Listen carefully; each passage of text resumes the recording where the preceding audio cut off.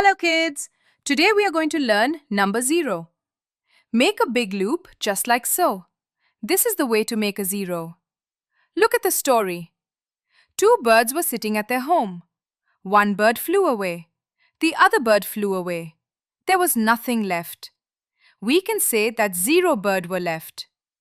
Number 0. Now let's do some STEAM activities. S. Ask the children, how many tails does a camel have? T. Listen the name of 0 carefully while watching the video. E. Make the number 0 using Play-Doh. A. Dip your finger in your favorite watercolor and trace the number 0. M. Search things in your surrounding which are 0 in counting. Excellent! See you next time. Goodbye.